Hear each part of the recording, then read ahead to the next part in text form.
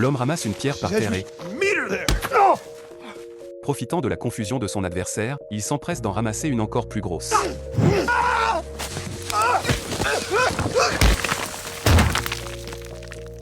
Voyant que l'amant volage de sa femme est déjà mort, il s'avance rapidement pour traîner le cadavre dans l'eau, puis fourre une pierre dans son pantalon. Ne se sentant toujours pas rassuré, il détache sa propre ceinture et y attache une pierre plus imposante pour faire contrepoids. C'est ainsi que, sous l'effet de la gravité, le corps coule petit à petit au fond de la rivière. Après avoir fait tout cela, il rentre chez lui, pleinement satisfait. Mais à sa grande surprise, à peine franchit-il la porte qu'il entend sa fille dire qu'elles vont pique-niquer dans le canyon. Craignant que le cadavre ne soit découvert, l'homme n'a d'autre choix que d'accompagner sa femme et sa fille. Cependant, alors qu'il joue au bord de l'eau avec sa fille, il découvre que le corps de tout à l'heure est mystérieusement remonté à la surface. Sentant que les choses tournent mal, Nick trouve rapidement une excuse bidon pour les ramener à la maison. Une fois sa femme et sa fille raccompagnées, il retourne sans perdre une seconde au canyon, avec l'intention de se débarrasser au plus vite du cadavre de l'amant. Si l'homme agit ainsi, c'est parce que sa relation avec sa femme est brisée depuis longtemps. Mais pour le bien de leur fille, ils ont conclu un accord, tant que l'épouse n'abandonne pas la famille, elle est libre de s'amuser comme elle l'entend à l'extérieur. Et en raison de cet arrangement, Nick enfile chaque soir de séduisants talons hauts à sa femme, puis la laisse partir en rendez-vous avec d'autres hommes.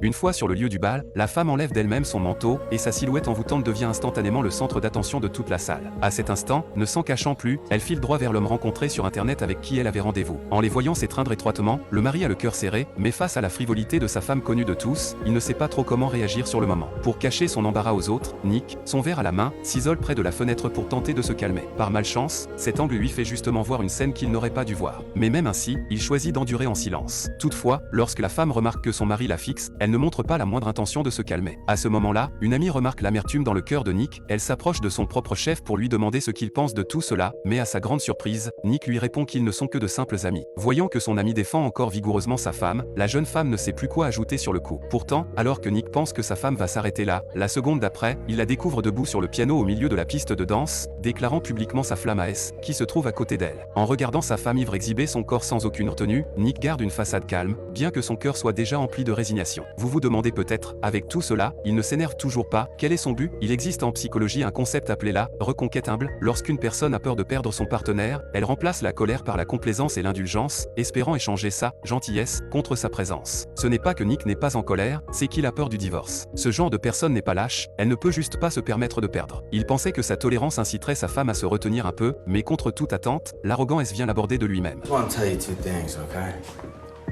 Okay. I really want to repay you for your abundant hospitality. You and your wife. A second.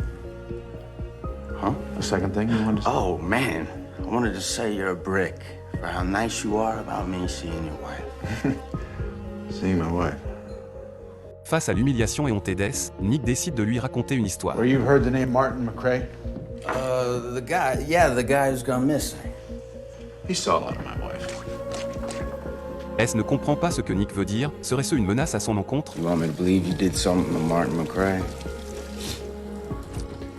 I killed him.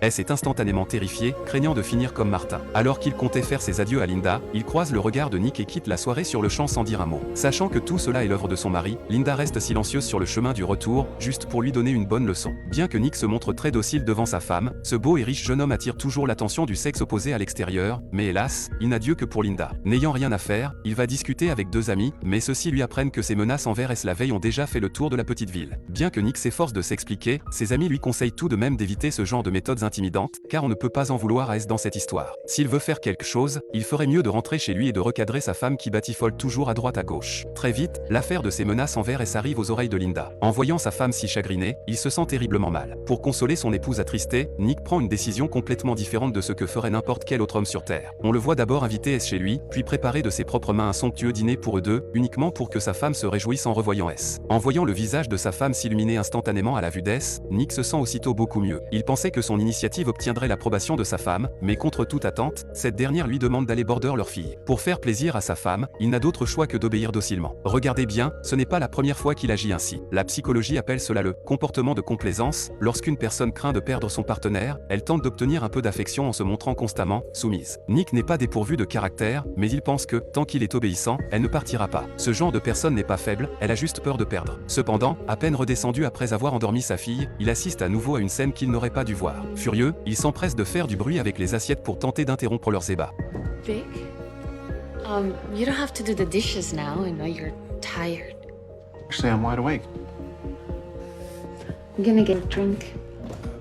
Il n'aurait jamais imaginé que sa femme soit aussi effrontée, non seulement elle ne se cache pas du tout, mais elle lui demande même d'apporter du vin à S. De son côté, S, regardant Nick face à lui, semble avoir quelque chose à dire. I mean, don't you want to apologize?